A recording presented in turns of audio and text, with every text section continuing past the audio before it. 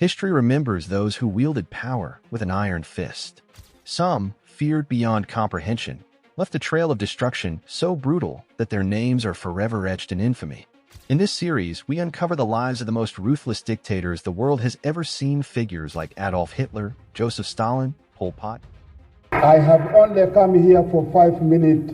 I have come as a president of the Republic of Uganda.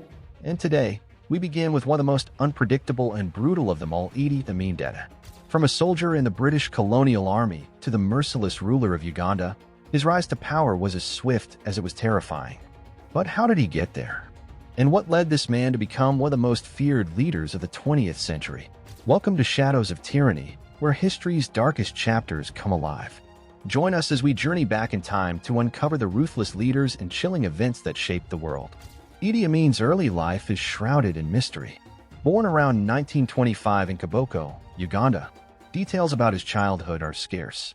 What we do know is that he was of the Kakwa ethnic group, a people known for their warrior culture. Raised in poverty, he received little formal education. His mind would not be shaped by books, but by battle. Amin's first taste of power came in 1946, when he joined the King's African Rifles, a British colonial regiment.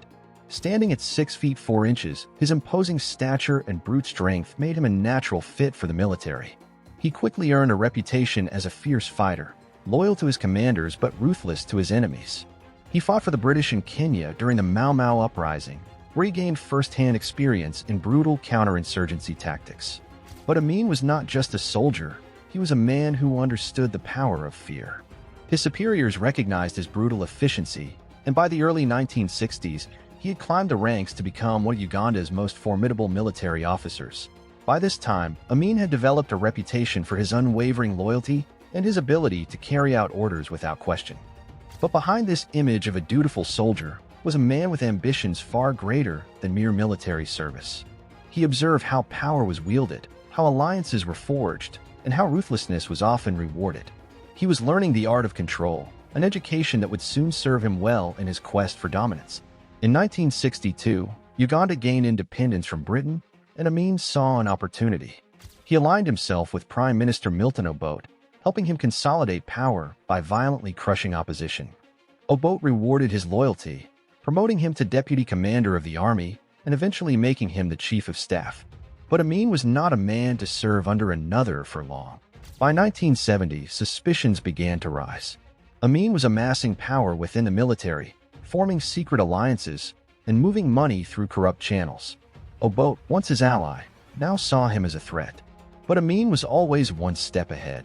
He strategically built a strong support base among the military, particularly among his fellow Kakwa and Nubian soldiers. He provided them with privileges and protections, ensuring their unwavering loyalty. This tactical move made him nearly untouchable, as even within the government, few dared challenge his growing influence. January 25, 1971. While Milton Obote was attending a Commonwealth summit in Singapore, Amin struck. With the military under his control, he staged a coup d'etat, seizing the capital, Kampala, within hours. When the people awoke, their leader was gone. In his place, the self-proclaimed last king of Scotland, Idi Amin. His first speech? One of reassurance. I am here to serve the people of Uganda. There will be no more corruption, no more oppression. I bring peace and prosperity. The people cheered. After years of Obote's heavy-handed rule, many believed Amin was the change Uganda needed. But they had no idea what was coming next. Once in power, Amin wasted no time eliminating threats. Political opponents, journalists, intellectuals, anyone who dared oppose him, began disappearing. Bodies surfaced in the Nile River. Others were never seen again. Within months, the man who promised peace had turned Uganda into a land of fear. He disbanded parliament, ruled by decree, and purged the military of anyone loyal to Obote. His paranoia ran deep. Even his closest allies weren't safe. The killings became more erratic, more personal. Uganda had become Amin's kingdom of terror. Amin also turned his wrath on entire ethnic groups. The Akoli and Langi people, once loyal to Obote, became targets. Thousands were slaughtered. Families disappeared overnight.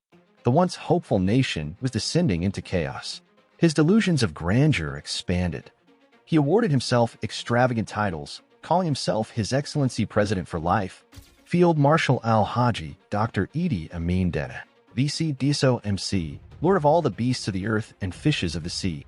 He saw himself as a divine ruler, above judgment, above consequence. Beyond Uganda, Amin's actions shocked the world. In 1972, he expelled over 50,000 Asians from the country, claiming he was giving Uganda back to its people. The economy collapsed. International outrage grew. Yet Amin laughed it off, basking in the absolute power he had claimed. A monster unleashed. Idi Amin had seized power, and for a moment, the world watched with cautious optimism. But what followed would shock even his greatest supporters. Mass executions, ethnic persecution, bizarre proclamations of divinity, Uganda was about to descend into one of the darkest chapters in African history. The question remains, how far would Amin's thirst for power take him? Stay tuned for the next episode as we uncover the true horrors of his reign.